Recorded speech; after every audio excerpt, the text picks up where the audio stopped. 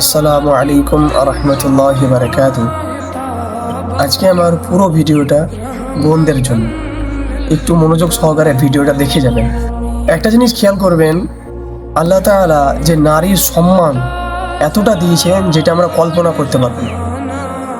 কেননা আল্লাহ তাআলা কোরআন পাকের মধ্যে বলেছেন যে নারীদের উপরে পর্দা করা ফরজ।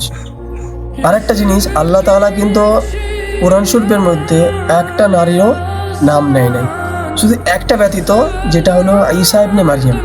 তবুও কিন্তু এটা তিনার ছেলের সঙ্গে নামটা দিয়েছে। একটা জিনিস বোঝা যায় যে নারীদের নামেও পর্দা রয়েছে। আমরা এগুলো কেন বুঝি না?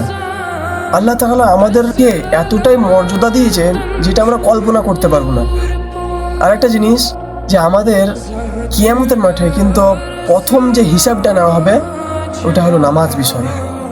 মেয়েদের ক্ষেত্রে আল্লাহ তাআলা এরকম বলেছেন যে আমি জানি যে তাদের পিরিয়ডের সময় কীরকম ব্যথা অনুভব করে। এই কারণে আল্লাহ তাআলা ওই অবস্থায় নারীদের প্রতি নামাজ পুরো হারাম করে দিয়েছেন। আমাদেরকে এগুলো বুঝতে হবে। আমরা এরকম করে যদি অনবুঝ হয়ে থাকি তাহলে কিন্তু আমাদের অসুবিধা হতে পারে। দুনিয়ার যে অবস্থা, আমাদেরকে এই অবস্থায় পর্দা করা কিন্তু খুবই জরুরি। তো ইনশাআল্লাহ আমরা এই জিনিসগুলো বোঝার চেষ্টা করব। আসসালামু আলাইকুম।